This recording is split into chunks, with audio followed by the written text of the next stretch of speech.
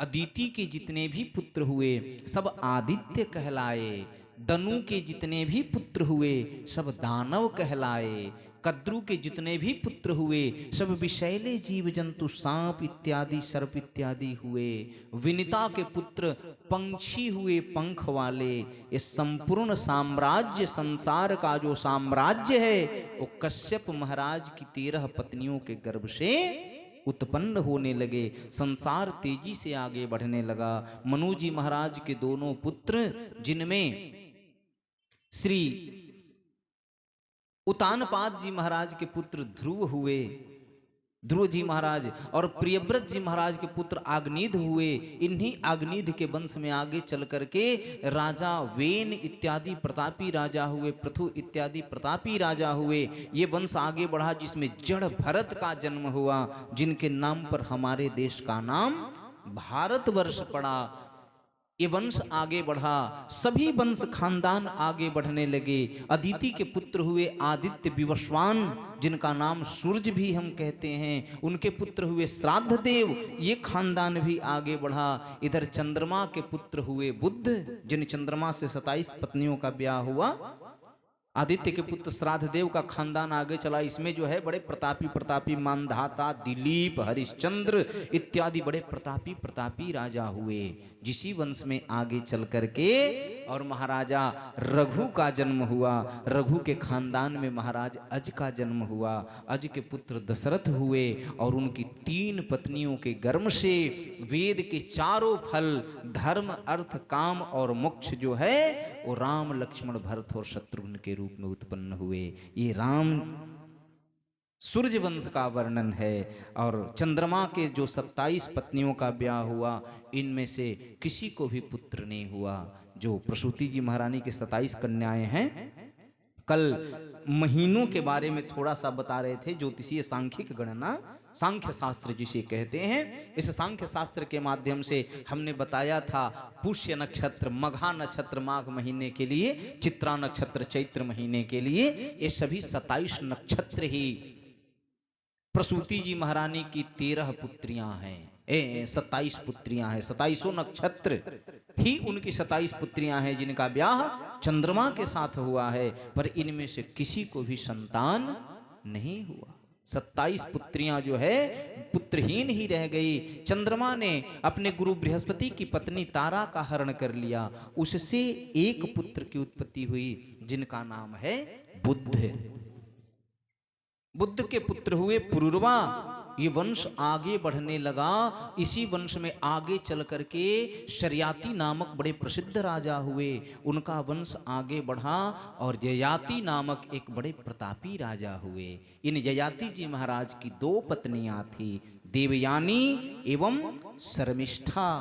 इन ययाति जी महाराज की दोनों पत्नियों से 5 पुत्र थे, यदु, अन्नु, द्रहु, तुर्वसु और पुरु।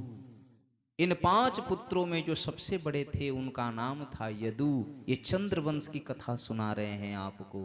इन यदु जी महाराज के खानदान में ही यादव वंश की उत्पत्ति हुई। ये खानदान आगे बढ़ा जिसमें वृष्णि नामक प्रतापी राजा हुए। इस वृष्णि वंश में आगे चल करके 2 प्रतापी राज्यों का निर्माण हुआ।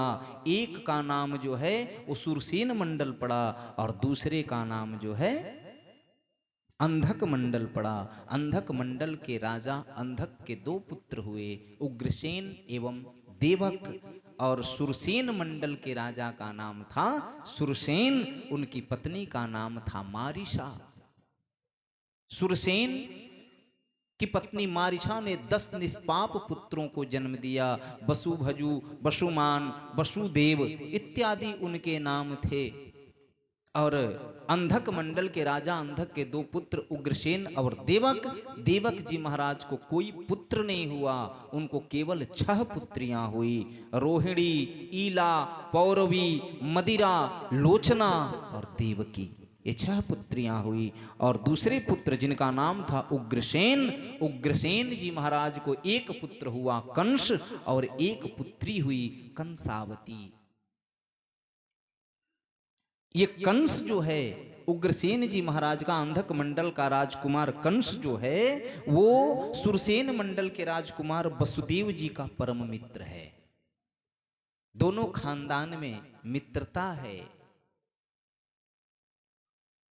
श्री उग्रसेन जी महाराज का पुत्र कंस वसुदेव जी से मित्रता में अपने चाचा देवक जी महाराज की 5 पुत्रियों का विवाह कर चुका है। पीछे से राजा भगत हिंट दे रहा है, बाबा कृष्ण भगवान का जन्म करवाओ। हैं? तो हमने भी सोचा कि चलो सूर्यवंश की कथा को विराम करते हैं। राम जी की कथा तो राम कथा के माध्यम से, ये भागवत कथा है तो कृष्ण भगवान के वंश का ही वर्णन कर देते हैं। हाँ भाई, ये गले छूटा क्या, बोलने भी नहीं आता, लोग हंस देते हैं मेरे बोलने। सीखना पड़ेगा यहां रह के कुछ दिन। बोलो गोविंद भगवान की अस्तु। अपनी 5 चचेरी बहनों का ब्याह करा चुका है और 6वीं बहन देवकी के लिए वर ढूंढ रहा है। कंस के मित्रों ने कहा, बड़ा महत्वाकांक्षी था, संपूर्ण संसार पर विजय प्राप्त कर चुका था कंस। अपनी 6वीं बहन देवकी के लिए भी वर ढूंढ रहा है। मित्रों ने कहा, देखो जब 5 बहनों के लिए वसुदेव से अच्छा वर नहीं मिला तो 6वीं बहन के लिए वसुदेव से अच्छा कहां मिलेगा। तुम देवकी का विवाह भी वसुदेव से ही कर दो। कंस को यह बात अच्छी लगी और कंस जाकर अपने पिता उग्रसेन जी महाराज से कहता है। उग्रसेन जी कहते हैं कि बेटा इससे अच्छी खुशी की बात क्या है, कर दे देवकी का ब्याह अभी। अब वसुदेव जी महाराज से देवकी का ब्याह जो है तय हो गया। निश्चित अवधि पर ब्याह संपन्न हुआ और वसुदेव जी महाराज माता देवकी को ब्याह करके और कन्यादान हुआ।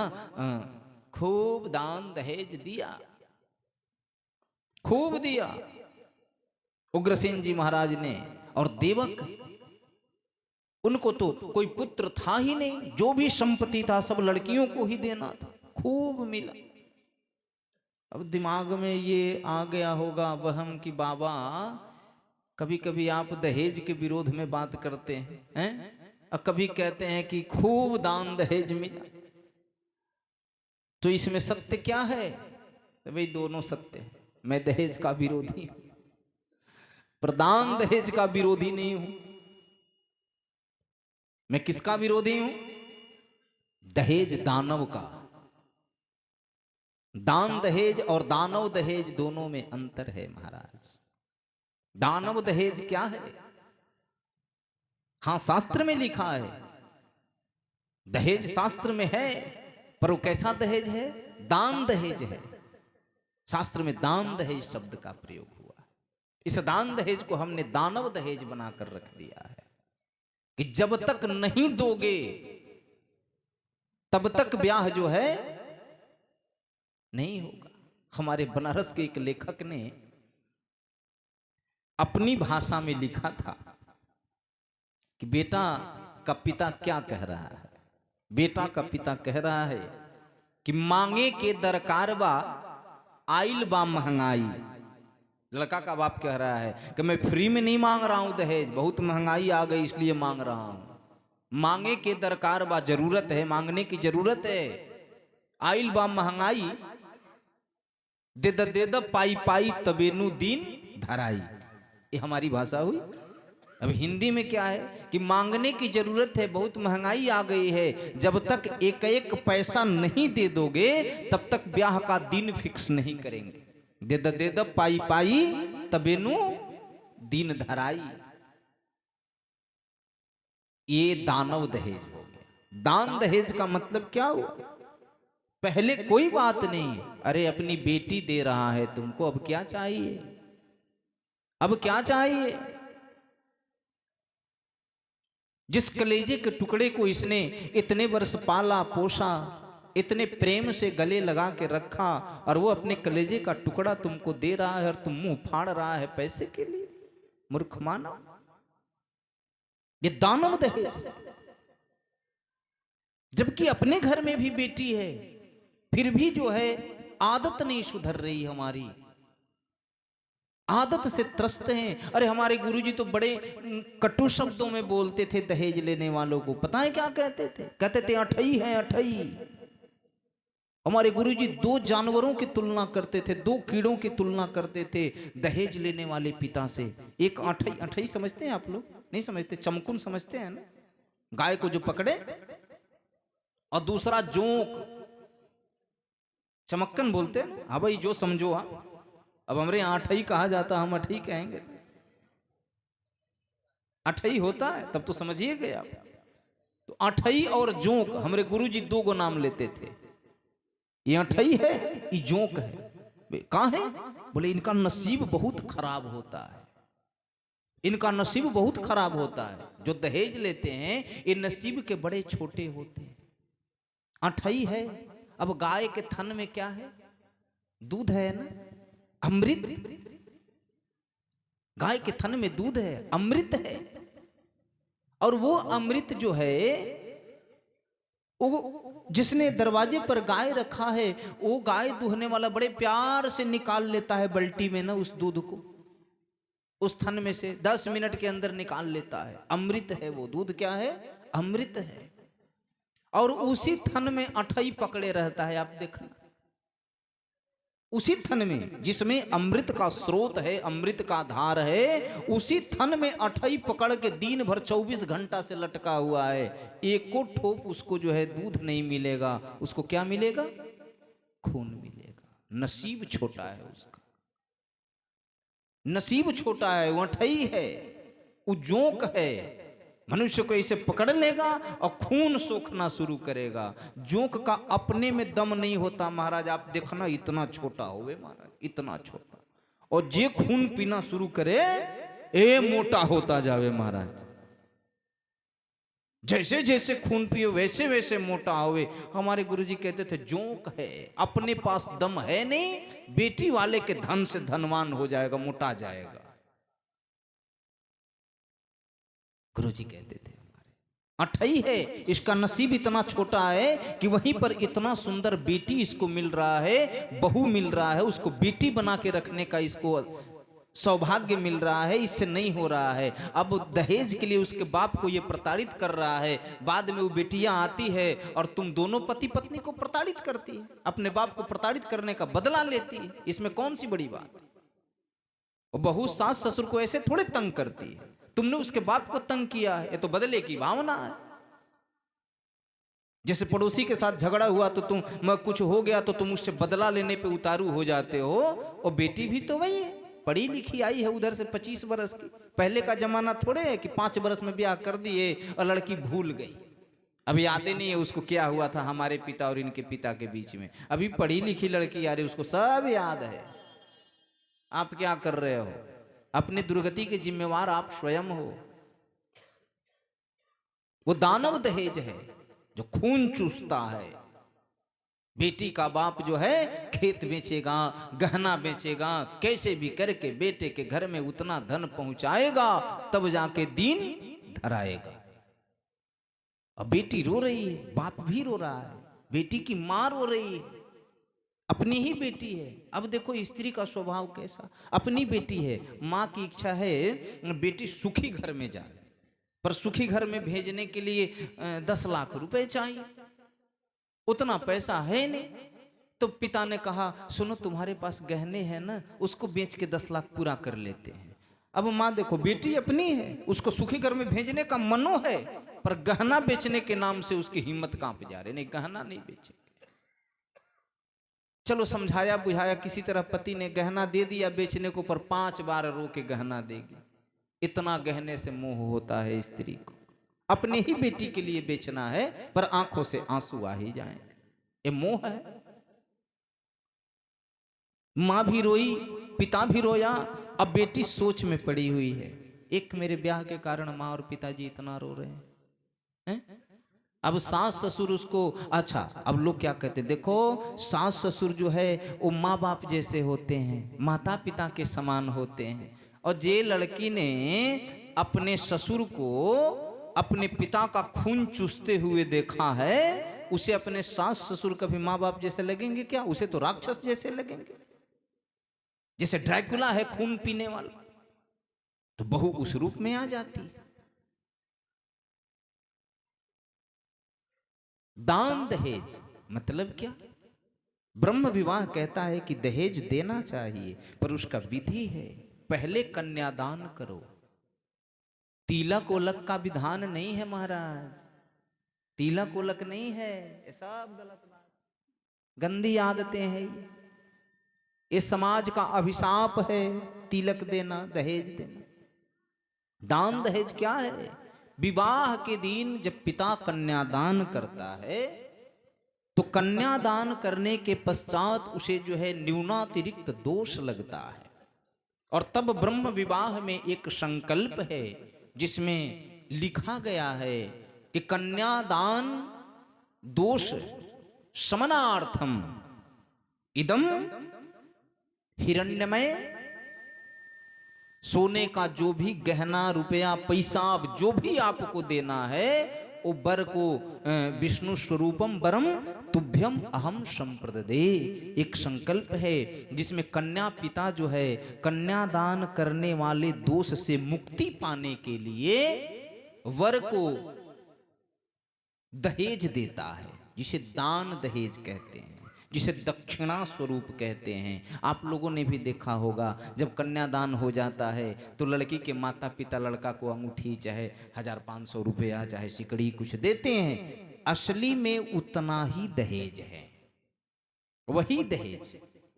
उसके पहले जो भी लिया गया है वह केवल एवं केवल पाप है। शास्त्र सम्मत दान दहेज क्या है? जो कन्यादान करने के पश्चात कन्यादान दोष परिहारार्थम, उस दोष से मुक्ति हेतु जो दिया जाता है वह दहेज कहलाता है। जो कन्यादान के पश्चात होता है वह दान दहेज है। मिला है, वसुदेव जी महाराज को दहेज मिला है, पर जोंक अठई वाला नहीं, ब्याह का पहले वाला नहीं, कन्यादान होने के पश्चात कन्या पिता ने स्वेच्छा से वर को जो दान दिया है, या कन्या पिता स्वेच्छा से जो वर को दान देते हैं, वह जो है दहेज कहलाता है, वह दहेज है। और बाकी केवल एवं केवल खून है, उसे खून चूसना ही कहते हैं। हाँ, एक बात मैं कहूं, अगर मेरे सामने दो लोग आकर के खड़े हो जावें, एक व्यक्ति जो जीवन में कभी शराब नहीं पिया है, मांस मछली नहीं खाया है, और एक व्यक्ति जो रोज शराब पीता है, दोनों मेरे सामने खड़े हों और लोग मेरे से प्रश्न करें कि बाबा ये बताओ दोनों में से नरक में कौन जाएगा, पता है मैं क्या करूंगा? मैं क्या करूंगा? आप तो कह दो कि जो शराबवा पी रहा है, मुर्गवा खा रहा, वही नरक में जाएगा, पर मैं ऐसे डिसीजन नहीं लूंगा। मैं दोनों से पूछूंगा कि तूने बेटे का कितना दहेज लिया है। कोई कहेगा मैं 1 लाख, तू 1 वर्ष नरक में रहेगा, और जो कहेगा 10 लाख तो 10 वर्ष नरक में सड़ेगा, क्योंकि उसने तो केवल शराब पिया है, तूने तो इंसान का खून पिया है, तूने उसकी खुशियां पी है, तूने उसके बच्चों का भविष्य पी लिया है, वो तो केवल शराब पी रहा था। एक दहेज के लोभी से एक शराबी लाख गुना अच्छा है। कल तक जो बाबा शराब का विरोध कर रहा था, वो आज ये बात कह रहा है कि एक दहेज के लोभी से लाख गुना अच्छा जो है शराबी है। हाँ, क्योंकि वो किसी की खुशियों का गला नहीं घोंटता, वो किसी का खून नहीं पीता, किसी का भविष्य नहीं पीता, वो अपना भविष्य पीता है। पर पीड़ा नहीं देता, स्वयं को पीड़ा देता है। शराबी स्वयं को कष्ट देता है, अपने परिवार को कष्ट देता है, दूसरे को नहीं देता।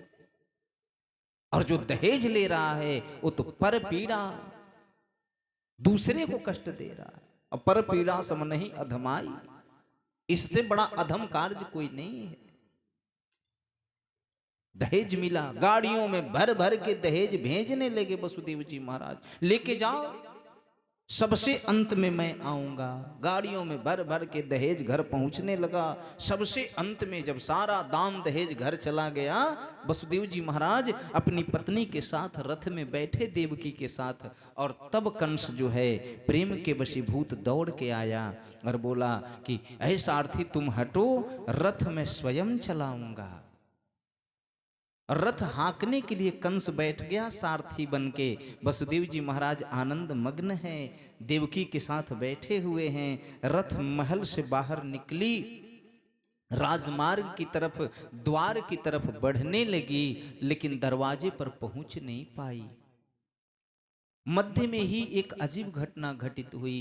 आकाश में बिजलियां कड़कने लगी, रथ के घोड़े रुक गए और बड़ी गंभीर स्वर में ऊपर से एक आकाशवाणी हुई, नभवाणी हुई। अरे पापी कंस, जिस बहन को तू इतने प्रेम से रथ में बैठा करके और विदाई करने ले जा रहा है, तेरी इसी बहन की 8वीं संतान तेरी मृत्यु का कारण होगा, तुझे मार डालेगा। कंस ने ये बात सुनी, क्रोध में आ गया। प्रेम 2 प्रकार के होते हैं, एक हृदयिक प्रेम और दूसरा बुद्धिगत प्रेम। हृदयिक प्रेम क्या है? जो अंदर उत्पन्न होता है, आप चाह कर भी उसको रोक नहीं सकते, वो छलछला उठता है। और बुद्धिगत प्रेम क्या है? अरे बड़ा आदमी है, प्रेम से बोलो, इससे अच्छे से बोलो। अंदर से अच्छी वाली भावना नहीं है, विवेक से जो है प्रेम प्रदर्शित करना चाहता है। जो काम नहीं करता, किसी दिन याद नहीं आ रही, आओ आओ बस आप ही को याद कर रहे थे, मितभाषी जिसको मधुरभाषी बोलते। अंदर ऐसी कोई भावना नहीं है, ये बुद्धिगत प्रेम है। अब सामने वाले को लगेगा आहा ये मेरा बड़ा हितैषी है, अभी परसों ही आपकी बात चल रही थी, भाई आपसे ऐसा मन लग गया है ना कि सप्ताह में 2-3 दिन तो रोज आपके चर्चे होते महाराज। अब लो ये मधुरभाषी, हृदय में ऐसा कुछ भावना नहीं है, बोझ बना हुआ है। और बताइए 1 बज रहे हैं, चाय बनवाएं क्या? वो भी डर से बोल रहे हैं, क्योंकि बार ना कह दो ताकि हम उतने पे महटिया जाए, हाँ कह देगा तो बनवाना पड़ेगा। अंदर से भावना ये है, अंदर से भावना ये है, पर मुंह से केवल एवं केवल शहद ही टपक रहे हैं महाराज। इतने मधुरभाषी बुद्धिगत प्रेम है। और निश्चल प्रेम जो है, जब धृतराष्ट्र ने दुर्योधन के द्युत को स्वीकार किया, जब राजपुरोहित महामंत्री विदुर जी महाराज को अब बर्दाश्त नहीं हुआ, तो उठे और उठ करके दुर्योधन को भी उतना ही फटकारा और महाराजा धृतराष्ट्र को भी उतना ही फटकारा, मूर्ख तक कहा है महामंत्री ने। क्योंकि उनका जो स्नेह था हस्तिनापुर के पक्ष में, वह निश्चल था, हृदय से हृदयिक प्रेम था। उनको पता था कि दुर्योधन ये जो कर रहा है, इससे हस्तिनापुर पूरा का पूरा तबाह हो जाएगा, बर्बाद हो जाएगा। तो हस्तिनापुर के हृदयिक प्रेमी थे, और दुर्योधन, कंस, शकुनी, ये सब बुद्धिगत प्रेमी थे। ये केवल हस्तिनापुर की आबादी मुंह से कहते थे, वास्तव में तो शकुनी जो है आया ही था हस्तिनापुर को तबाह करने के लिए। वो हस्तिनापुर को तबाह करने ही आया था। उसकी बहन के साथ जो अन्याय हुआ था, इतनी सुंदर सुशील उसकी बहन, और अंधे से ब्याही गई डर के मारे, नहीं तो गांधार देश पर आक्रमण कर देते पांडु जी महाराज। दादा भीष्म साथ में थे, अपने राज्य को बचाने के लिए अपनी पुत्री दे दिया उन लोगों ने धृतराष्ट्र के लिए। पर शकुनी इस बात से अंदर ही अंदर क्षुब्ध था, बोला अपने राज्य का तुमको इतना अभिमान है, अपने बल का, तुम्हारा सारा बल तोड़ देंगे। शकुनी आया ही था नाश करने के, उसका मानसिक संकल्प था। बाहर से खूब मीठा बोलता था, पर अंदर ही अंदर उसको पता था इतना अनीति करवाओ, इतना अनीति करवाओ कि स्वयं इनका नाश हो जाएगा। विनाशाय च दुष्कृतः, अगर किसी का विनाश करवाना है तो किसी आदमी को सौंपने की आवश्यकता नहीं, उसके दिमाग में अनीति भर दो। अनीति करने से स्वयं नाश हो जाता है। शकुनी ने सदैव अनीति सिखाया। पांडु और धृतराष्ट्र जब वश में नहीं आए तो दुर्योधन को मोहरा बनाया। शकुनी जो सिखाना होता था धृतराष्ट्र को नहीं सिखाता था। यहां तक कि गांधारी ने भी, जब द्रौपदी का चीरहरण हुआ है तो गांधारी ने शकुनी को कस के फटकारा, बोली जो चाहता था वही किया। पुत्र वधू का तो वस्त्र हरण करवा दिया, अब अपनी बहन का भी वस्त्र हरण करवा दे, महाभारत में स्पष्ट लिखा। द्रौपदी ने गांधारी ने शकुनी को कोसा है। गांधारी को पता था कि ये मेरा भाई जो है वो इस राज्य का विनाश चाहता है।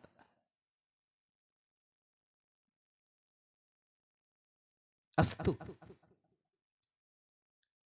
प्रेम दो तरह के होवे, हृदयिक और बुद्धिगत। बुद्धिगत प्रेम दिखावे का होता है और हृदयिक प्रेम छलछला जाता है। कंस का यह जो प्रेम था सारथी बनने वाला, वह बुद्धिगत था, हृदयिक नहीं था।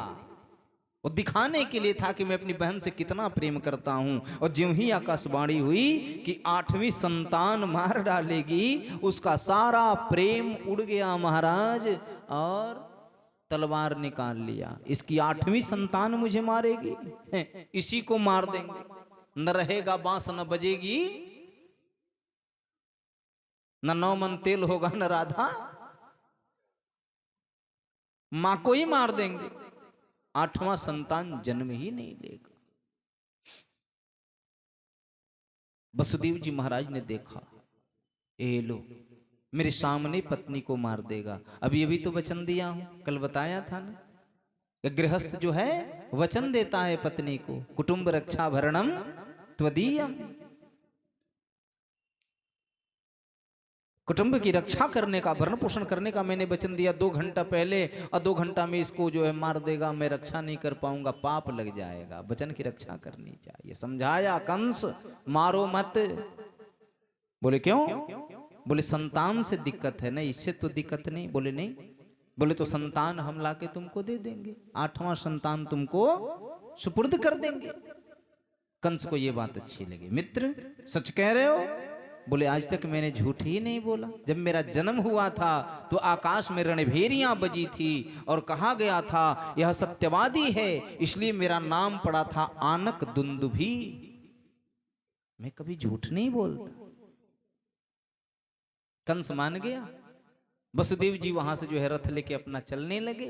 कंस के मित्रों ने फिर से उल्टा समझाया, कंस जी महाराज छोड़ दिया आपने? हाँ। बोले पुत्र का मोह बड़ा भयंकर होता है। आपने देखा दुर्योधन अनीति पर अनीति करता जा रहा है और धृतराष्ट्र उसको मना नहीं कर पा रहे हैं पुत्र मोह में। भीष्म पितामह ने कहा यह गलत है, धृतराष्ट्र कहता है नहीं ये सही है। भीष्म पितामह की बात नहीं मानता, उसे दुर्योधन की बात ही सही लगती है।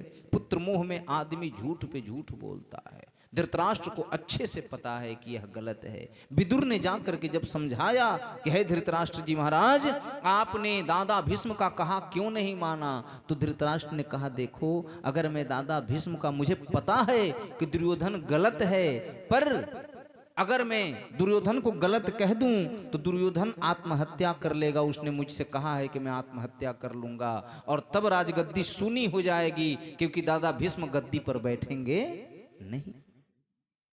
धृतराष्ट्र ने बताया विदुर को। इसलिए दुर्योधन जो कहता है मैं उसका समर्थन करता हूं। पुत्र मोह सबसे बड़ा मोह होता। धृतराष्ट्र को पता है ये गलत है, ये अनीति है, फिर भी वो करता है, क्योंकि पुत्र मोह ने घेर रखा है कि मेरा बेटा जो है मर जाएगा। अब दुर्योधन यही धमकी दिया है। महाभारत अच्छे से पढ़ना चाहिए। मरने की धमकी दिया है, आत्महत्या की। अस्तु। धृतराष्ट्र, हाँ, गांधारी ने बहुत, जब शकुनी को कोस रही थी गांधारी, तो उसने ये बात भी कहा है कि विदुर जी ने मुझे उसी समय कहा था कि तेरी कोख से ये जो जन्म लिया है ये संपूर्ण कुरुवंश का नाश कर देगा। काश में उस दिन विदुर जी महाराज की बात मान गई होती, तुझे फेंक दी होती, पर तेरे पिता के पुत्र मोह ने तुझे घर में रख लिया। गांधारी ने भी इस बात को स्वीकार किया। कंस के मंत्रीगण समझाते हैं, महाराज, पुत्र मोह सबसे भयंकर मोह होता है।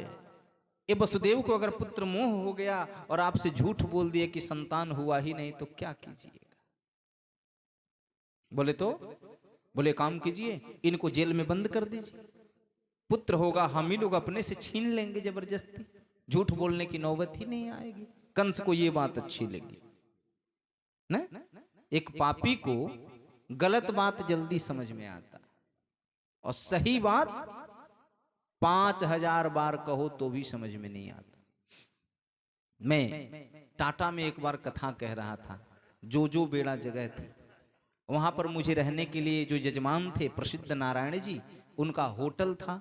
उन्हीं के होटल में मेरे रहने की व्यवस्था करी गई थी। यजमान ने अपने होटल में ही मुझे रखा था। प्रसिद्ध नारायण जी थोड़ा थोड़ा बोतलवासिनी देवी की सेवा लिया करते थे। कभी कभी यज्ञ में, बोतलवासिनी देवी समझ रहे हैं ना आप लोग, जो देवी बोतल में निवास करती हैं उन्हें बोतलवासिनी देवी कहते हैं।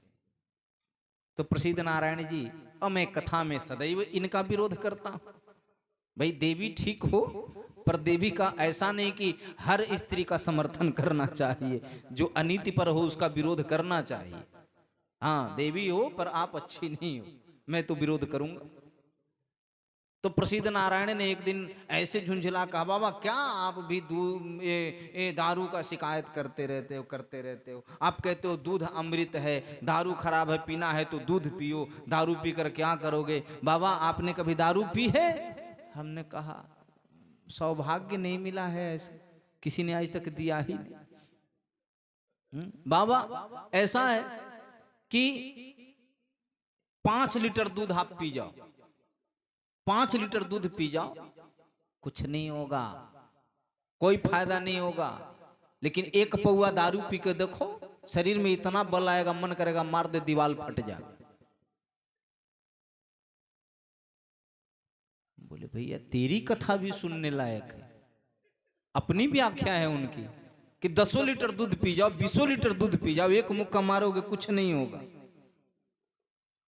आधा लीटर दारू पी के देखो, हाथी से भी लड़ने का बल आ जाएगा। कौन कहता है कि दूध में ताकत है? हमने कहा प्रसिद्ध भाई आपकी बात भी सही है, 2 दिन और कमजोर बने रहो, आज 5 दिन बीत गया है, और 2 दिन के बाद फिर से बलवान हो जाना, कोई दिक्कत नहीं है। 2 दिन दूध पी के कमजोर पड़े रहो, जजमान बने हो, तो सबकी अपनी अपनी एक व्याख्या जैसी हो जाती। गलत बात जल्दी समझ में आ जाती है, और सही बात जल्दी समझ में आती ही नहीं, आती ही नहीं, आती ही नहीं। 5 दिन कथा कह के हमने कितना अच्छा अच्छा बात समझाया कि प्रसिद्ध भाई ये बात, प्रसिद्ध नारायण ये बात, प्रसिद्ध नारायण ये बात, और 5वें दिन 6वें दिन सब गुड़ गोबर कर दिया उसने। एक व्याख्या निकाला कि बाबा ताकत दूध में नहीं दारू में होती है। अब लो उसकी फिलॉसफी, उसकी अपनी सिद्धांत। अब मैंने भी सुना, समझा भी, बात तो सही कह रहा। 1 ड्राम दूध पी जाओ उतना ताकत नहीं आएगा जितना आधा लीटर दारू में आ जाता है, ये सत्य बात है। तो उसका फिलॉसफी अपनी जगह पे सही है। तो मैं यही समझा कि सही बात 5000 बार कहो तो भी समझ में नहीं आएगा, और गलत बात एक ही बार में दिमाग में घुस जाता। अब इसके दिमाग में घुस गया कि दूध में ताकत नहीं, दारू में ताकत, उसके दिमाग में घुस गया। और गलत लोगों पे गलत बात का ज्यादा प्रभाव पड़ता है। जिसकी बुद्धि सन्मति है उसे संतों की बात अच्छी लगती है, और जिनकी बुद्धि भ्रष्ट है उन्हें असंतों की बात अच्छी लगती है, उन्हें असंतों की बात अच्छी लगती है। बोलो गोविंद भगवान की। अस्तु। बंद कर दिया जेल में। पहला संतान हुआ। एक खबर सुनी उग्रसेन जी महाराज ने कि दामाद को बंद कर दिया जेल में। कंस को मारने दौड़े, कंस ने पकड़ के उनको भी बंद कर दिया, अपने पिता को भी बंद कर दिया। पहला पुत्र हुआ देवकी जी महारानी को। कंस दौड़ के गया, माता देवकी रोने लगी, भैया ये तो पहला संतान है, तुमको तो 8वां संतान मारेगा ना। कंस बोला हाँ। बोले ये तो पहला है। कंस छोड़ के चला। नारद जी ने देखा, जब तक इसकी बुद्धि भ्रष्ट नहीं होगी। परमात्मा जो है हमारे बड़े कृपालु हैं महाराज। सामर्थ्य तो सब कुछ करने का है, पर करते कुछ नहीं, कुछ नहीं करते। तुलसीदास जी भी परेशान है राम जी से। राम कथा लिखने बैठे हैं पर परेशान है। कहते हैं कि यद्यपि सम नहीं राग न रोसु, न इनको प्रेम है न इनको क्रोध है, ये क्या ताड़का को मारेंगे। प्रेम से आज तक किसी को किसी ने मारा है? मारने के लिए क्या चाहिए? क्रोध चाहिए, और क्रोध तो इनमें है ही नहीं। ये तो कृपा सिंधु है, ये तो करुणा के सागर है। तुम करुणा के, इनको क्रोध है ही नहीं महाराज, ये मारेंगे कैसे किसी को। तुलसीदास जी परेशान है। उन्होंने सोचा एक नाटक करना पड़ेगा, एक नया किरदार इसमें भेजना पड़ेगा, और उन्होंने विश्वामित्र रूपी किरदार को भेज दिया। बोले राम जी को घर निकालने से पहले एक और ड्रामा करना पड़ेगा, और उन्होंने विश्वामित्र को भेजा तुलसीदास ने। और विश्वामित्र आया, और आके क्या बोलता है, अनुज सहित दिन रघुनाथा। खाली रघुनाथ किसी काम के नहीं महाराज। कहेंगे कि ब्याह कर लो, तो इनको प्रेम भी नहीं है। बोले ना ना ना, ये सब ब्याह हुआ सही नहीं है। कहेंगे इसको मार दो, इनको क्रोध ही नहीं आएगा, मारेंगे कैसे। राम जी एकदम समभाव में, न प्रेम है न क्रोध है। यद्यपि सम नहीं राग न रोसु, न राग है न रोष है, न प्रेम है न क्रोध है। कहते हैं राम को खाली लेके जाने से कोई फायदा नहीं। करेगा यही सब, रावण को यही मारेगा, पर अकेले ये कुछ नहीं करेगा। अनुज सहित दिन रघुनाथा, निश्चर बध में होब सनाथा। निश्चर बध में होब सनाथा। अब देखिए कमाल, तुलसीदास जी क्या कमाल किए हैं यहां भी ना। अनुज सहित नाम नहीं बताया, विश्वामित्र ने नाम नहीं बताया कि राम तो 4 भाई हैं, 3 गो उनके अनुज है, तीनों छोटे ही हैं। अनुज का मतलब होता है छोटा भाई। नाम नहीं बताया। कहते हैं अनुज सहित दे ही रघुनाथ था, छोटे भाई के साथ राम जी को दे दीजिए। अब राम जी के छोटे भाई तो भरत जी हैं। राम जी से छोटा कौन है? भरत जी। अब भरत जी से छोटे हैं लक्ष्मण जी, और लक्ष्मण जी से 2 मिनट छोटे हैं शत्रुघ्न। तो राम जी के छोटे भाई तो भरत है।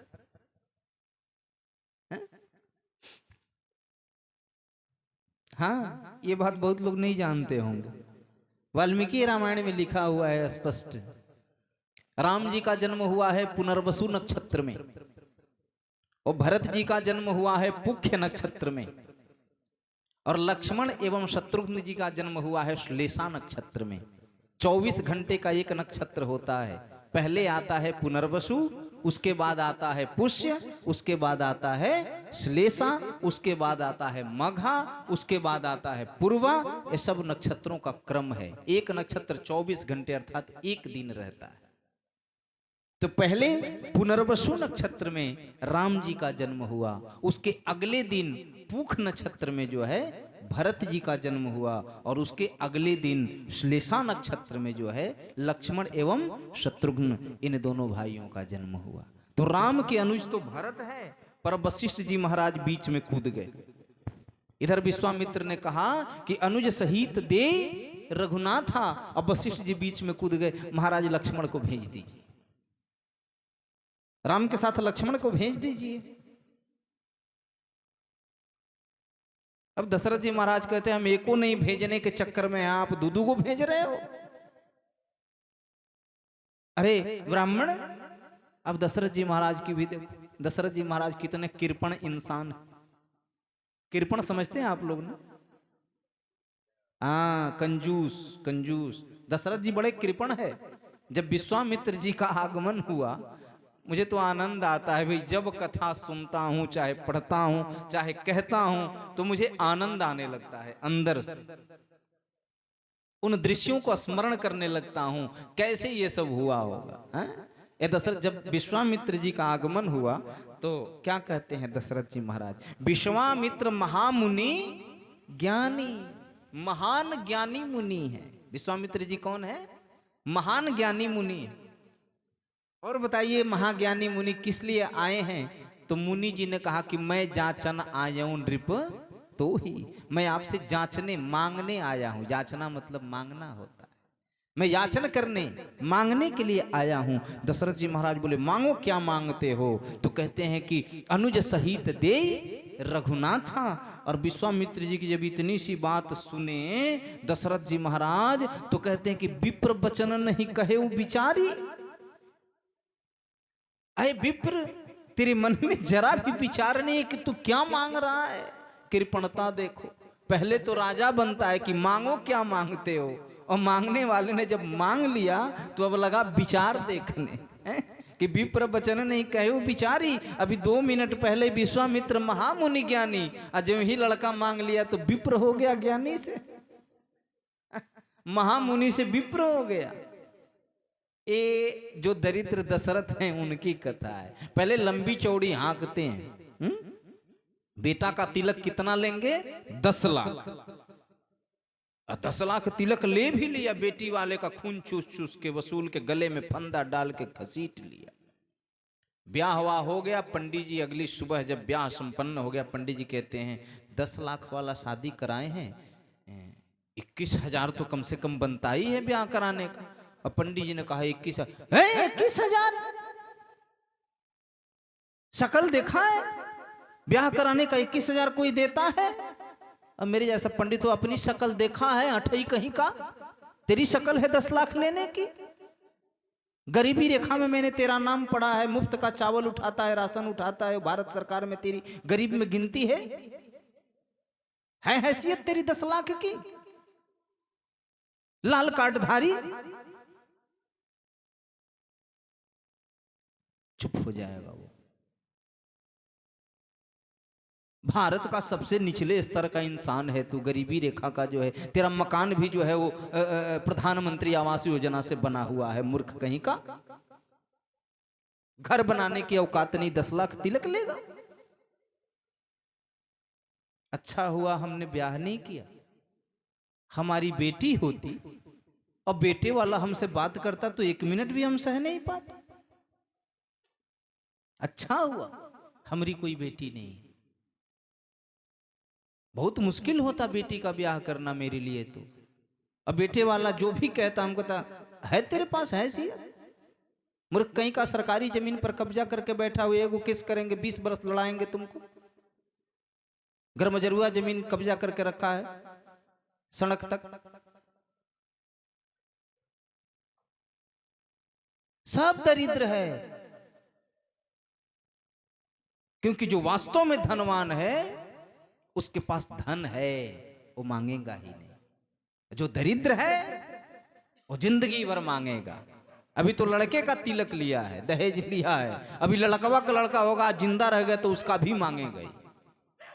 अठई है, जोंक है, रोज खून चाहिए इसको, रोज खून चाहिए।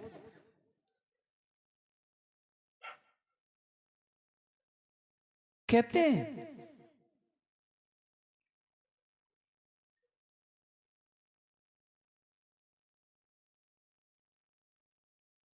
पहला संतान हुआ,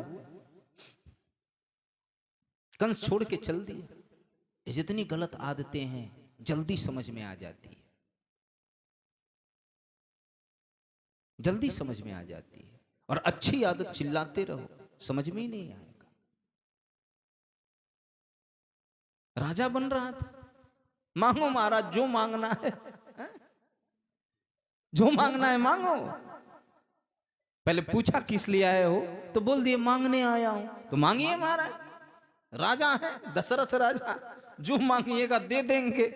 और मांग दिया तो इनकी जो है हिल गई महाराज। विप्र वचन नहीं कहे वो बिचारी, मन में जरा भी विचार नहीं है क्या मांग रहे हो। 21,000 मांग दिया, ब्याह कराई,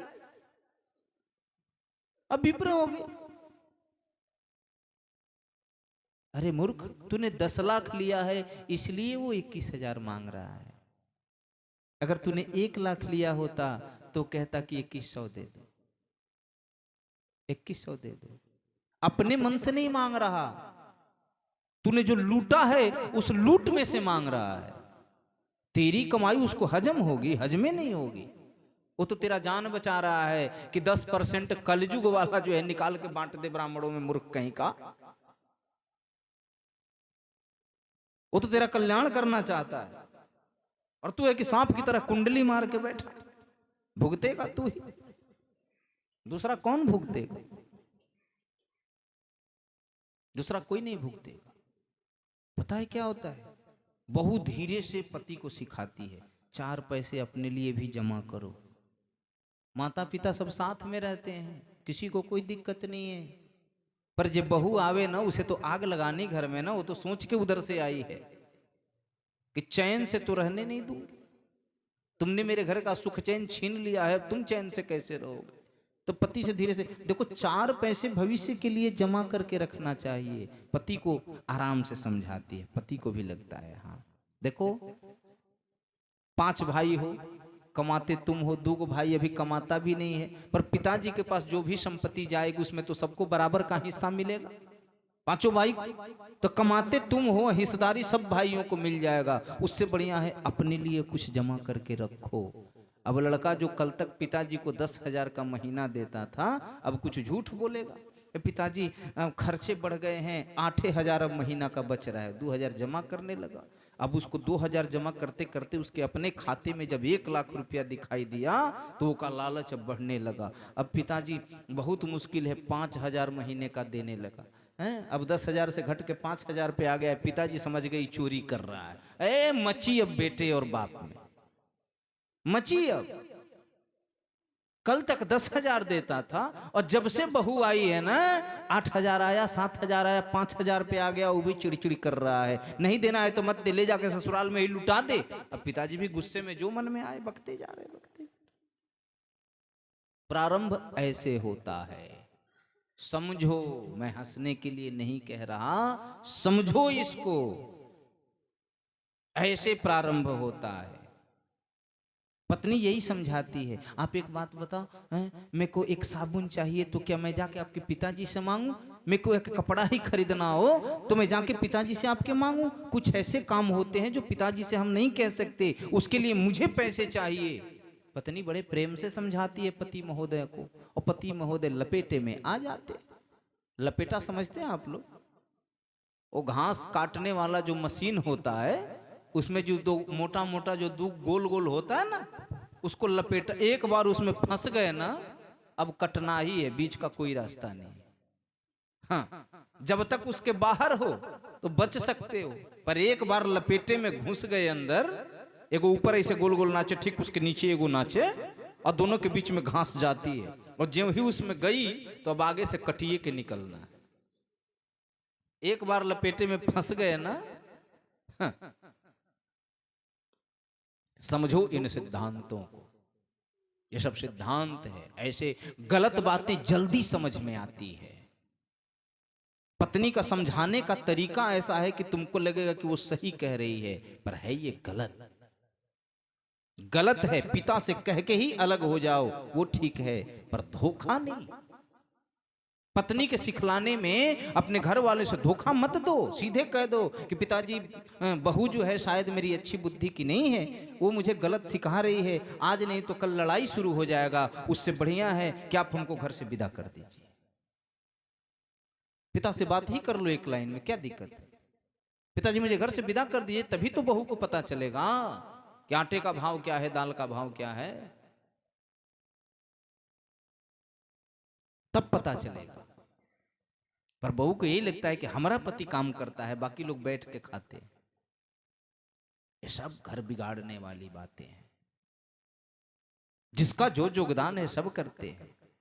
मैंने अच्छे अच्छे लोगों को देखा है, मैं सच कह रहा हूं, इतने भ्रष्ट बुद्धि के पुत्र और पुत्रवधू हो जाते हैं जो सास ससुर की 1 मिनट सेवा नहीं करना चाहते। घर से भाग के बच्चे की पढ़ाई के बहाने तो किसी और बहाने से, दवाई के बहाने से भाग के शहर में घर लेके रहते हैं। और जिस दिन एगो धिया पुता हो गया, अब उसको